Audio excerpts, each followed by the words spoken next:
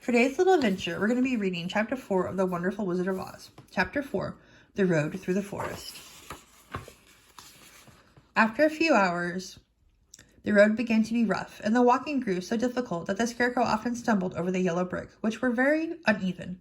Sometimes, indeed, they were broken or missing altogether, leaving holes that Toto jumped across and Dorothy walked around. As for the Scarecrow, having no brains, he walked straight ahead, and so stepped into the holes and fell at full length on the hard bricks. It never hurt him, however, and Dorothy would pick him up and set him upon his feet again, while he joined her in laughing merrily on his own mishap.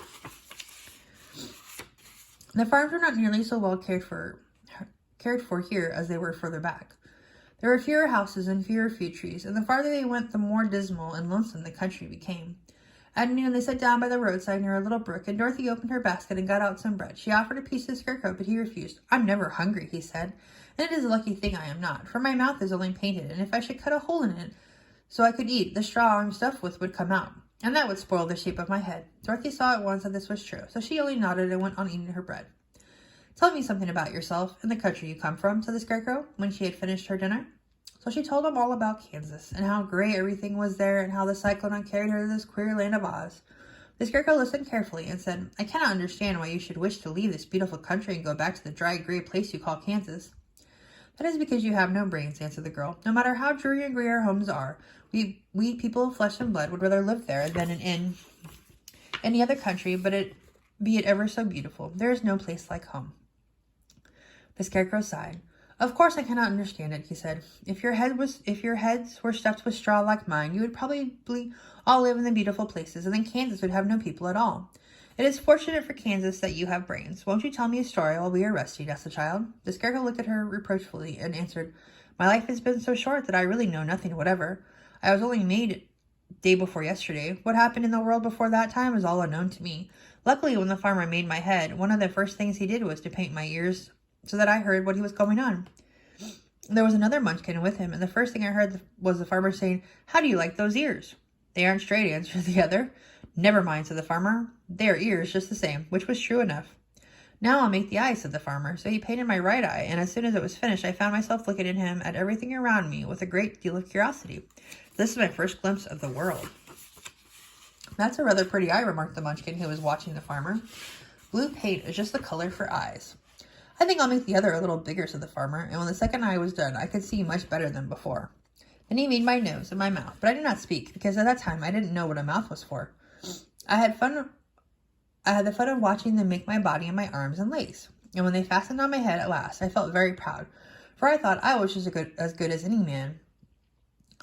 "This fellow will scare the crows fast enough," said the farmer. "He looks just like a man." "Why, he is a man," said the other, and I quite agreed with him. The farmer carried me under his arm to the cornfield, and set me up on a tall stick, where you found me. He and his friend soon after walked away and left me all alone. I did not like to be deserted this way, so I tried to walk after them, but my feet would not touch the ground, and I was forced to stay on the pole. It was a lonely life to lead, for I had nothing to think of, having been made such a little while before. Many crows and other birds flew into the cornfield, but as soon as they saw me, they flew away again, thinking I was a Munchkin, and this pleased me and made me feel that I was quite an important person. By and by, an old crow flew near me, and after looking at me carefully, perched upon my shoulder and said, "I wonder if that farmer thought to fool me in this clumsy manner. Any crow of sense could see that you are only stuffed with straw." Then he hopped down at my feet and ate all the corn he wanted. The other birds, seeing he was not harmed by me, came to eat the corn too. So in a short time there was a great flock of them about me. I felt sad at this, for it showed I was not such a good Scarecrow after all. But the old crow comforted me, saying, "If you only had brains in your head, you would be as good as a man as any of them, and a better man than some of them. Brains are the only things worth having in this world, no matter whether one is a crow or a man." After the crows had gone, I thought this over, and I decided I would try hard to get some brains. By good luck, you came along and pulled me off the stake, and from what you say, I am sure the great Oz will give me brains as soon as we get to the Emerald City. "I hope so," said Dorothy earnestly, "since you seem anxious to have them." "Oh yes, I am anxious," returned the Scarecrow. "It is such an uncomfortable feeling to know one is a fool." "Well," said the girl, "let's go," and she handed the basket to the Scarecrow. There was no fences at all by the roadside now, and the land was rough and untilled. Towards evening, they came to a great forest, where the trees grew so big and close together that their branches met over the road of yellow brick.